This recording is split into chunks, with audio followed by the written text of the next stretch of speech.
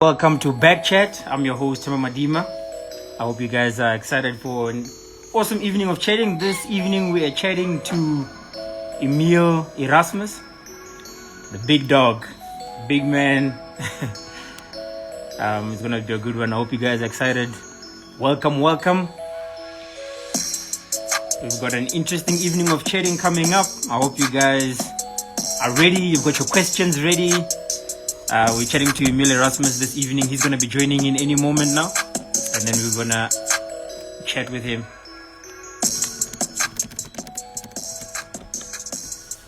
Welcome, everybody. And I see Emile has just jumped in. So I'm going to give him an invite. He's going to send an invite and then we're going to get started.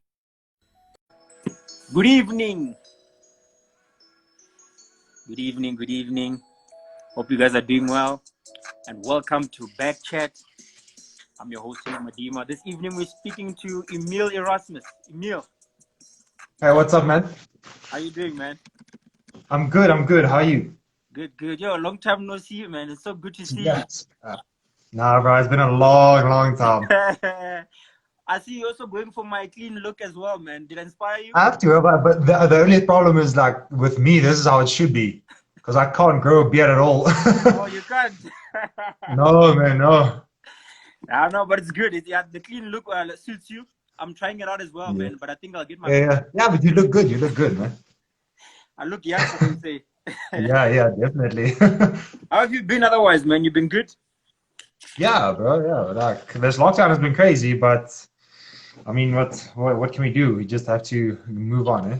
Yeah, that's true, man. Yeah, but yeah, welcome to BackChat, man. It's always an honor chatting to the athletes, man, and it's good to hear these stories, man. So yeah, I'm looking forward to hear your story.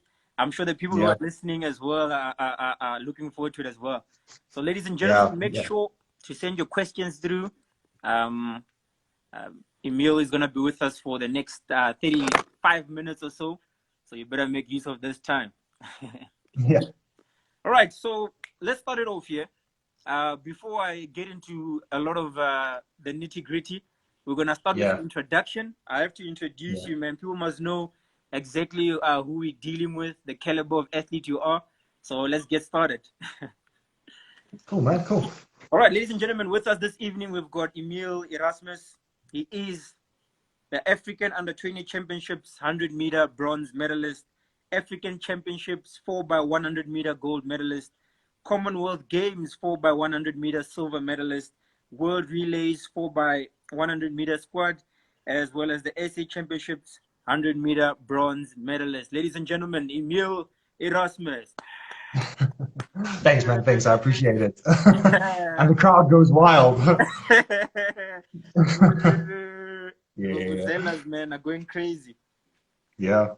I mean, it's quite some achievements, man. I think, sometimes, when the ups and downs of your athletics career, it's so easy to forget that you've got all these things under your belt. Many people wish they had them, but you've got it, man. So it's good, man. Yeah. I mean, when you say that first thing, that what was a bronze medalist at Junior African Games, I forgot about that. Exactly. That was so long ago. But yeah. But it's in the CV, it's in the books, man. That's the nice thing. Yeah. All right. Next thing we're gonna do now, Emile, we have to play a game. Okay. The game is called 30 Seconds. Okay. So it's what's in the bag, backtrack, what's in the bag. So you've got 30 seconds to say as many things as possible that you have in your competition bag. Coming to you in 3, 2, 1. Let's go. Okay. Well, first of all, spikes. You got your foam roller. You always got your number. Let's go. You got your vest, track suit. What's the else? I got like 3 types of balls. I got my water bottle. I got what's left? Some bands. 10 seconds. What's left? Let me think.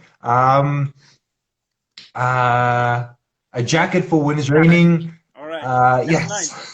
9.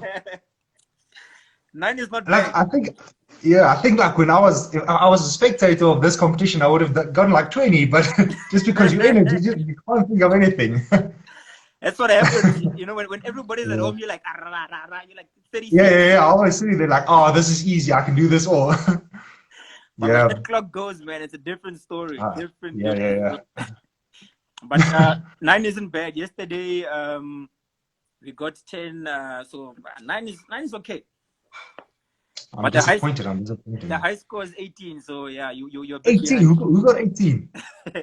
Nicole Lowe got 18. All right, we're gonna get Nah, started yeah. soon, man. We're gonna Only get got started. half that. All right, welcome. I see Coach Bueta has joined in. Rudy Smith, welcome to you. Hendra Erasmus, she's in the building. I'm sure that's a supporter over there.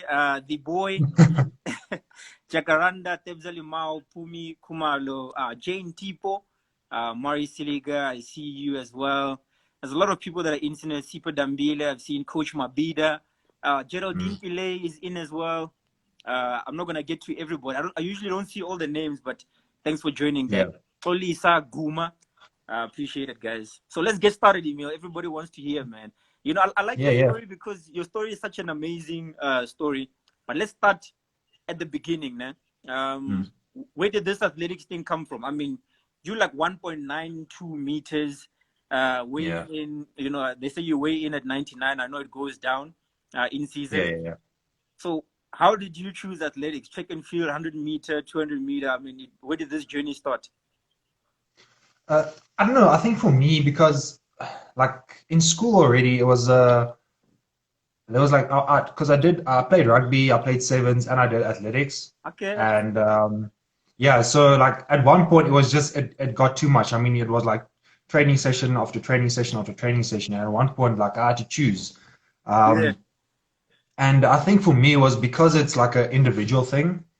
I think I wanted to do athletics more than actually play rugby Yeah. because of the fact like when I mess up, it's my own fault. My Yeah. own fault. It's not like because of someone else or I lose because this guy didn't do something or.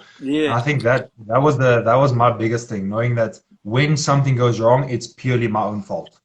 No, you know, man, I was thinking, that's what I thought. I thought with your body and your height, I'm sure the rugby guys were, they're like, Emile, where you at? It's Yeah, rugby season. And you're like, nah. yeah, no, yeah. I would rather like I would keep it myself.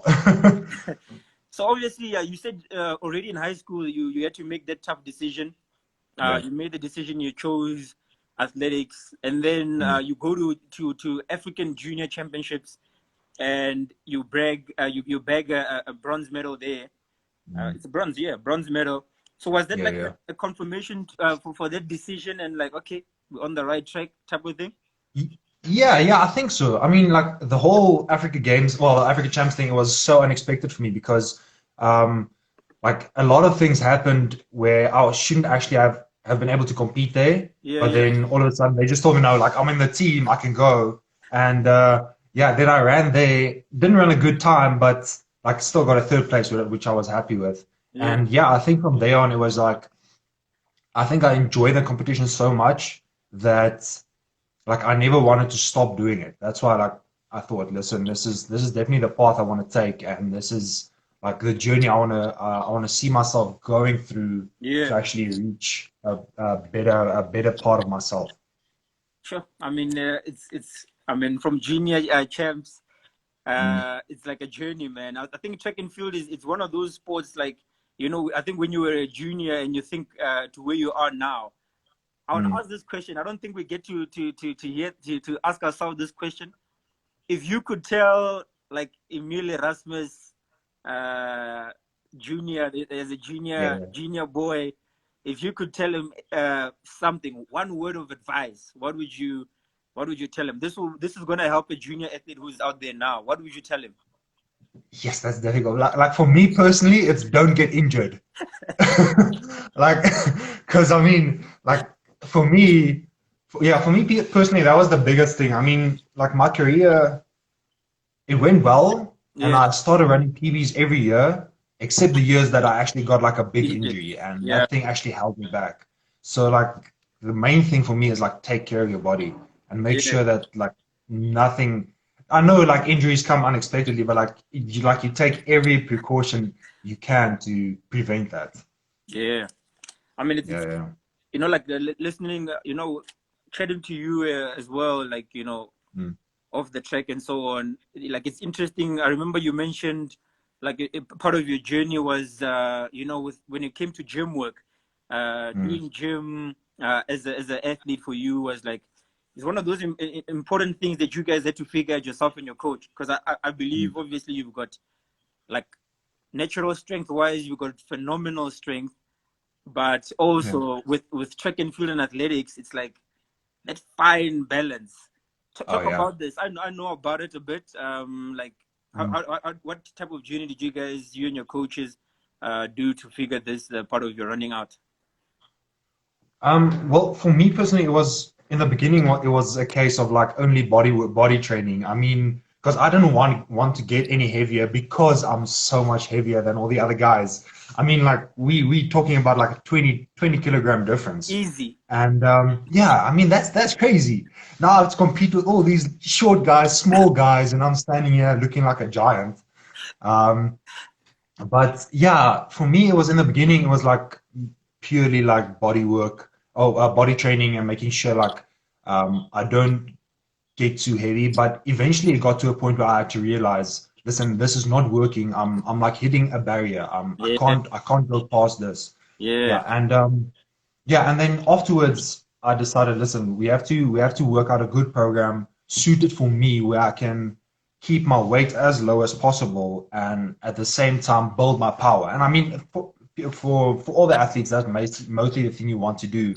But for me, it was so much more difficult because of this weight difference. yeah, And yeah, I mean, from there on, we did training and like we built power as much as possible. And I yeah. mean, it worked for me.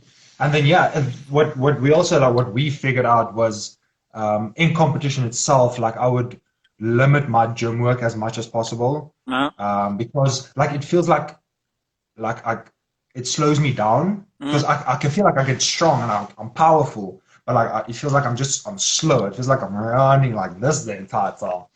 And yeah, so out of season, I'm like, I go heavy in the gym. I make sure I yeah. do everything as much as possible. But yeah, as soon as competition begins, it just like drops it down a lot and focus mostly on my training, my track Running. training. I mean, it's Mm, interesting because I don't think many athletes probably uh, struggle with this as much as you do. I mean, like you said, I mean, you are like 192. You are a giant. mm, Forget it, man. yeah. Giant. So like this is interesting because like if I hear this, I wonder like at what point did you have to like gain confidence to be able to say like, you know what, man, Emile Erasmus, you are 1.92. You are Mm, bigger than everybody else. mm, You are stronger than everybody else. Stop thinking about weight in numbers and think mm, about it in what your body can do and what you can achieve on a physical level. mm. Was there like a turning point where you got to that and where you're like, okay, you know what, we're wasting time here. Let's just continue. Let's just get it right, you know? Yeah, I think so. I don't know. Well, it was for me, it was more a case of um, not focusing on that as much, but just Yeah. focusing on knowing this is my body. This is like I have to accept everything and just take it on from there. Because I knew at some point there were certain parts of my career where I was a lot heavier than I should have been, and like my coach hammered on me for that as well. Yeah. He would literally look at me and tell me, "Listen, Hey, you bruh. are fat at this moment, and you are too big. What are you doing?" Off the chocolate, okay? And Off the yes, chocolate. no, yeah, no, like my coach, that guy, he's something else, eh? But yeah, so it's something I had to accept it there, knowing that I'm so much taller than the rest of the people, and like I'm not just taller, but I'm built big, Yeah. and so I just said, listen, well, this is the case. I have to accept it, and then I'll just make do the best with my body as best as I can. So I know that my diet has to be like on point, and my training program has to be specific for me. But if something like if I'm a bit heavier at some point or something happens, like I'll accept it. I'll just keep on running and know that like my preparation for my body is fine, even though my weight doesn't show it. I just have to go on and like keep on running. Yeah, man, absolutely. Yeah. Welcome. I see Busy Lizzie. Lizzie Ferreira is in the building.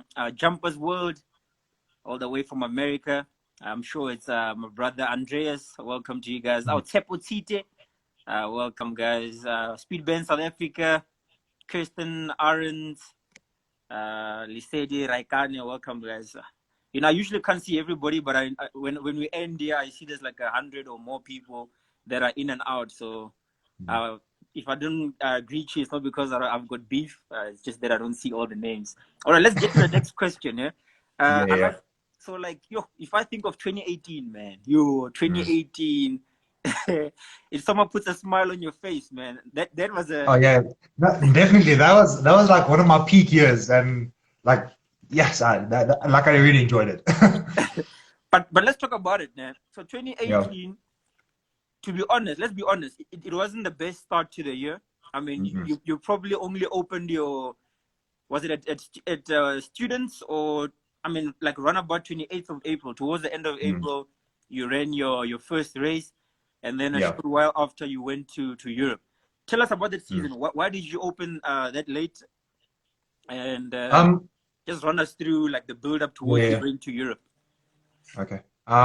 Yeah, so like I started late because I was injured, yet again, damn injuries. But yeah, so I had some sort of Achilles injury, but I had it for about 4 months. Yeah. And I mean, we went to physios, we went to doctors, we were everywhere. And it was one of those things where people can't really tell me what's wrong. I hate it.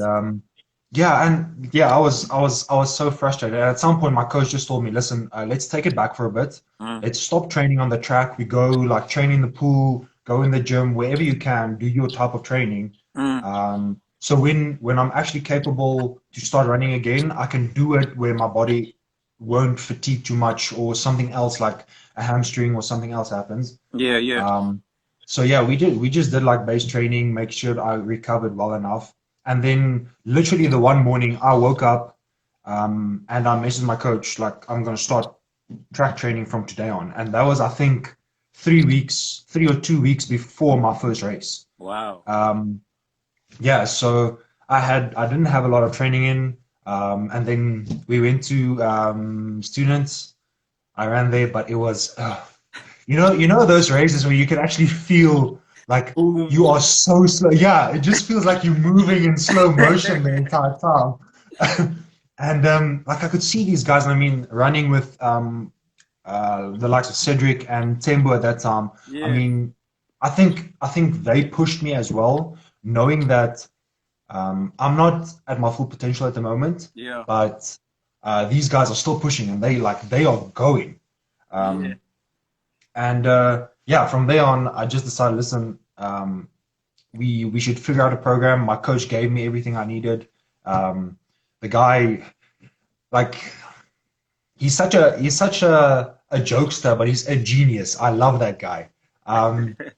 So yeah, and he, like, the programs he gave me at that time was just like, they were perfect for my body. And from there on, the first races was just, he told me, listen, we might not run as good as you want to, because like your first race, you haven't been training a lot. And from there on, you just have to like make sure everything goes. And if your body works, the program will work, and you'll just get better from there on.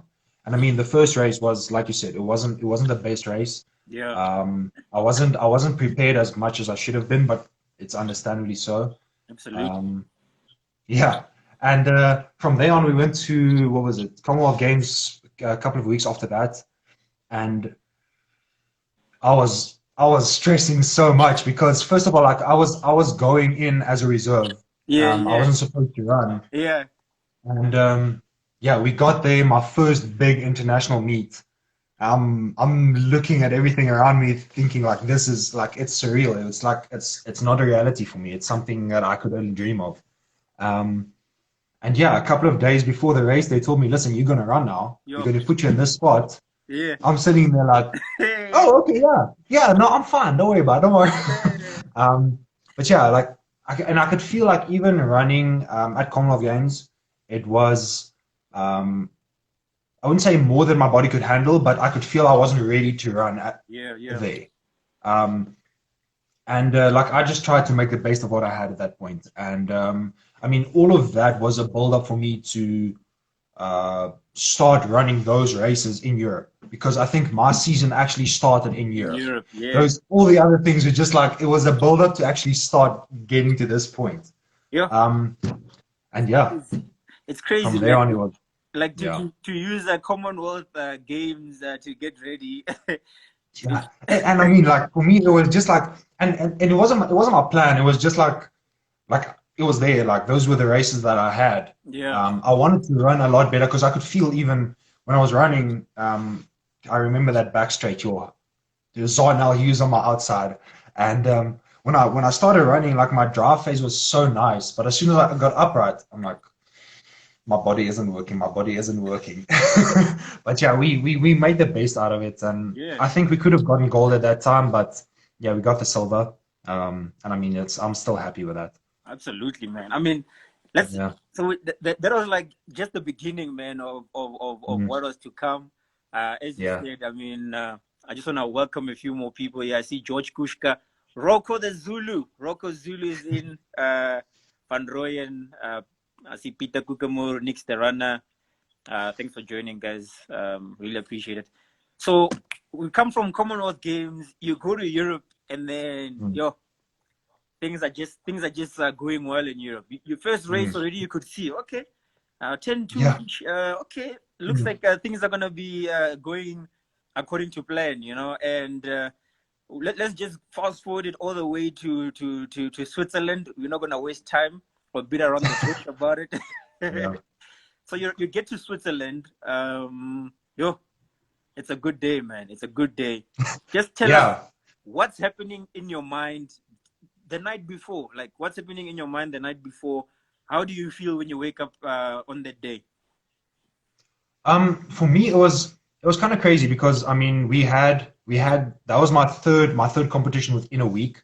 So well, within 6 days, I think. Yeah, So yeah, it was kind of tough. yeah. But yeah, I mean, we got there the evening, and the day before, I actually started cramping, And and so I was a bit, yeah. So my hamstrings were cramping all there, and I was so worried that that would happen in a race or something would go wrong. yeah, But yeah, I mean, that evening, I just tried to be like as relaxed as possible, and yeah, I was laying in my bed, chilling, watching. I think I was watching Friends or How I Met Your Mother or something. I was super chill, like just making sure to like get my body as relaxed as I possibly can. And the next morning we woke up, um, and I know that it's a super fast track. mm, So I was going in with a mindset. Listen, I have this week has been tough, but I've been running good times. I can yeah, make it better. So I can just push on. And yeah, we started warming up, and then I saw that one guy, Z Zenya, I think is his surname. And I mean that's a guy he's a sub 10 runner, yeah, and yeah, I knew that when I saw that guy, I knew that like I had to shape, I had to work as hard as I can from the get go, yeah. even if it's just like you have to go, you have to when that gun hits, you just run. Sheesh. Um, yeah, and I think with my initial race, my start was a bit not slow, but it felt like I was stumbling. Yeah, And yeah, as I got up, I felt like, listen, I can actually like I'm picking up good, and I'm feeling so good during the race. But I can see this guy in the corner of my eye. I'm like, listen, guy, you're not gonna catch me. You're not gonna catch me. And yeah, but eventually, like in the heats, he actually dipped me. yeah, Barely, because yeah. initially they gave me the 9 second. I'm like 998, great. Like I'm in the game. I'm on cloud nine at the moment. I'm like I finally got this. I'm so glad. I'm so excited. Yeah. Um, and then they did a full interview with me, and after the interview they came to me. They're like, okay, no, you second. Hey, I'm like, come on, guys, come on, guys. you can't do this to me. You're already Yeah. at your Instagram status up. Yeah, everything. I was like, my phone with the interview. I'm like just texting people. Yeah, but yeah. So luckily, it was just a semi-final, and I decided, listen, in the final, um, I knew what I had to do to run a better time. Yeah, yeah, And from there on, I was like, okay, listen, this was the part where my race wasn't as good as it was supposed to be. I yeah. was thinking, listen, okay, I have to execute it this way, doing this, doing that. Um, and yeah, I think my execution of the race was better, but the wind wasn't working with us in the finals. So I was like, okay, Yeah. but and then I think my semifinals was a 10:01, and then my final was a 10:02. 10:02. Yeah. Um, which I was still like, I was so happy running those times. I mean, it's still PBs for me. So Yeah. I was so excited, and yeah, but what that competition also does, they don't give you a lot of rest. So it was like I was coming down from my 200s, and then they gave me like 30 minutes going for the 200. Yo. And I'm like, okay. I'm like, okay, but we can do this. And that we ran at 200. And I mean, for me, it was still a PB. It was a 20.4 or 20.4. something. 4. But yeah. I mean, three PBs one day. It was incredible. Yeah. Knowing that I was like my body was capable of doing that. Not just like doing it once and then like going back to say 10-1, 10-2s, but doing it consecutively. It was a big eye opener for me. Is knowing that I'm actually better than I thought I was, Yeah. because like I thought like I was supposed to like build to it and then like maybe go back a bit and then build and go back and go back. But it was like that day was just like go go go. Um, yeah, and I mean it was one of well, probably my best race day ever. Sure. I mean, it's crazy, man. Hmm. 10:01, ten Yeah. zero two, 20.4. I mean, Mm. those are the type of things that you would probably like dreaming of. Like one day I want to be able Yeah. to run like this. So like, Yeah. did you sleep that night, man? Did you go when you went home that night? Were you able to even sleep, man? I mean, that must have been. Not even a little bit. Not even no. Like I think I was up the whole night because yeah, I was up the whole night. Like my coach was calling me the entire time. He wasn't sleeping. My dad was calling me. It was crazy. But yeah, the thing with that meet as well, like the next morning early, you had to leave. You going. And now I'm sitting there, and now I'm waiting because we have to leave. We have to, and I'm so tired, but we have to get on the bus, get on the plane. It was a mess, but yeah, I mean that was probably like the most excitement I had during that whole European trip.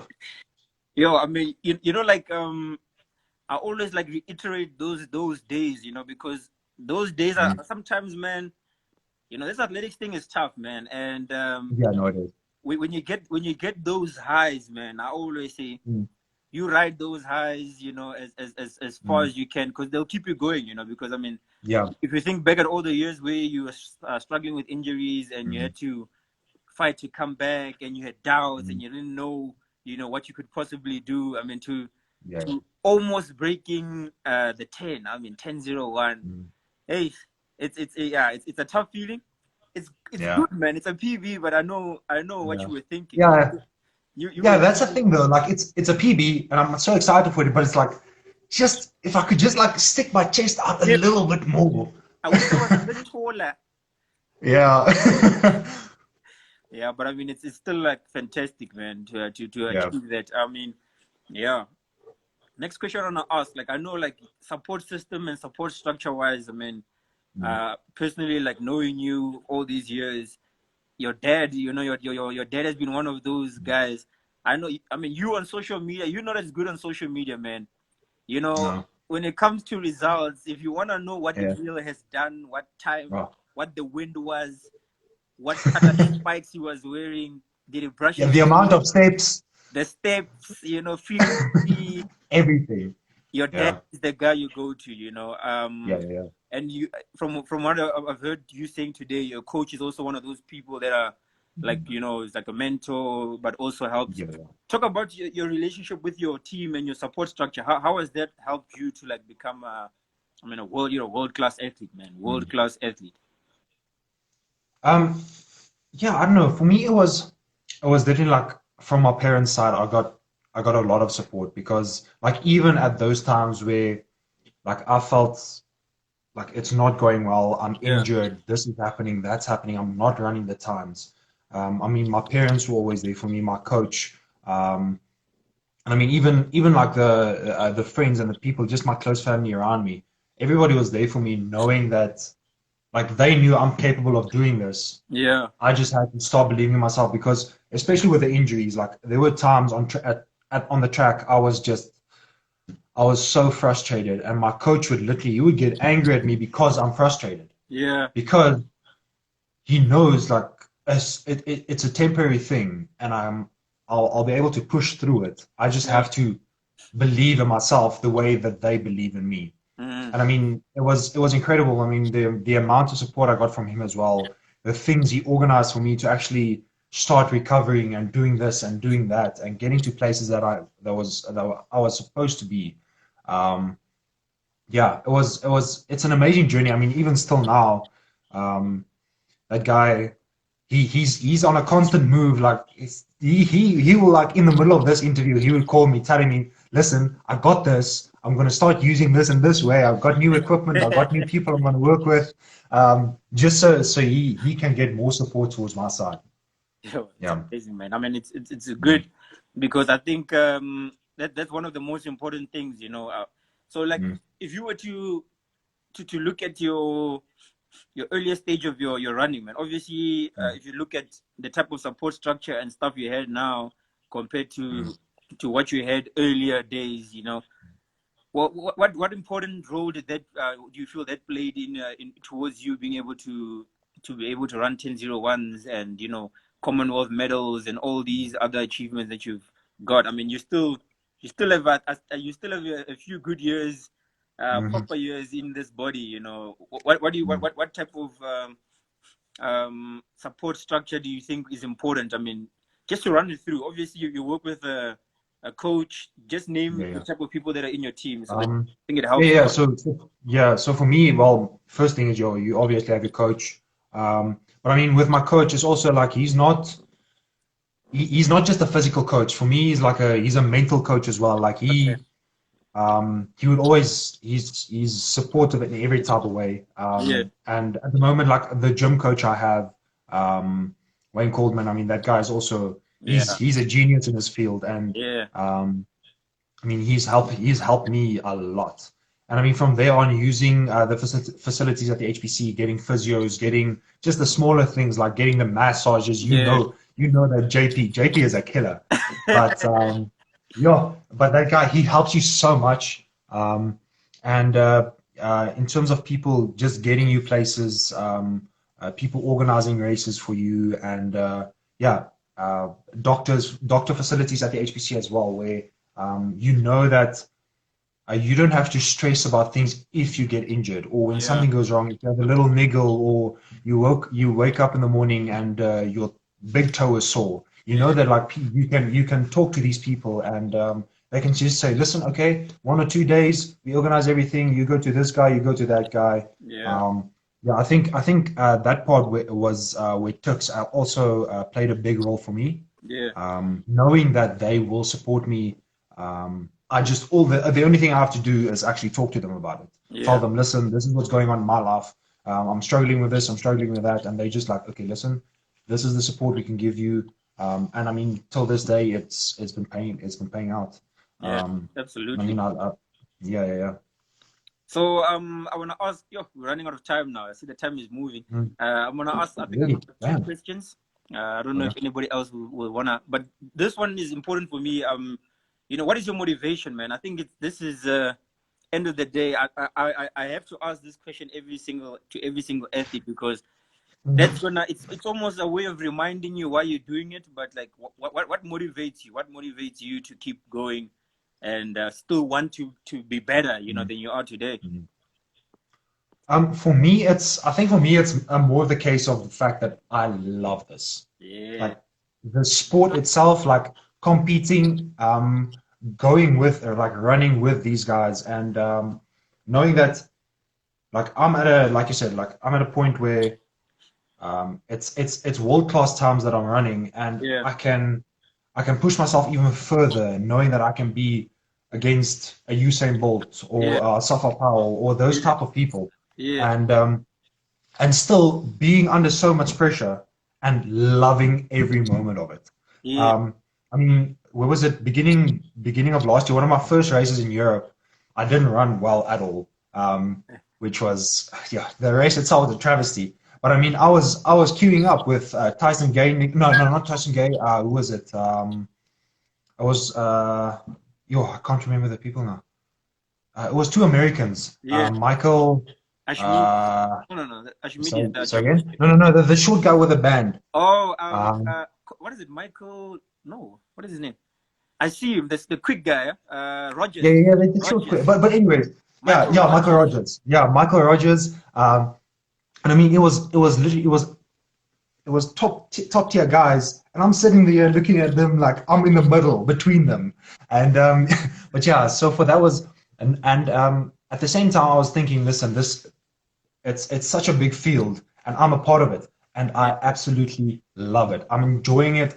And that's my biggest motivation for it. So that's good, man. I think like that's one of those things, man. That it's like it's a very simple indicator of why you do it. Because it's mm, end of the day, like when you go to bed at night, it must be you have to weigh it. You can weigh like, should I go get a job and yeah, work and start what people call a mm, normal life, yeah, or do I continue running and trying to be the best? And every yeah, night, if you can get the answer, man, I love this. mm, Love is such a yeah, powerful thing, man. And you must mm, understand, like, when you love it, the people that are watching and that see you do what you're doing, they mm, receive that energy. It motivates and inspires them as well. So yeah, that's a yeah, that's a simple answer. Powerful yeah. stuff. Thanks, man. All right, we're gonna have to wrap it up now. Yeah, Okay. literally have a minute, and then we're gonna have to wrap it up. A message You're to queuing, a message to like South Africans and people all over the world and country that support you and want to see you win. What message do you eh? have for them?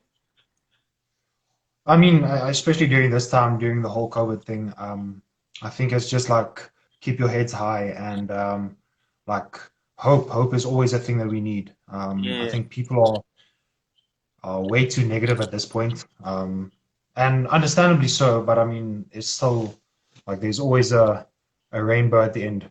mm, So I think everybody should just keep hope and keep up hope and move on. I like that, man. Hope, man. That's what my name Temba means, hope, man. And Mm, when you're doing what you do and when you're running all over the country, when you're carrying the SA flag and mm, representing, man, you bring hope to South Africans, to a nation. mm. You're a role model, whether you believe it or not, to many young athletes. Yeah, And yeah, keep shining, man. Yeah, keep thank winning. you. Keep working hard. And yeah, 2021 is around the corner. And yeah, Yeah, that hope is important, man. Keep that hope alive. yeah. It's gonna be good. We're gonna be all right, and things are gonna get better. So thanks for joining, man. Really appreciate Yeah. it. Yeah, And thanks a lot, man. I really appreciate this. all right, ladies and Cool, gentlemen, man.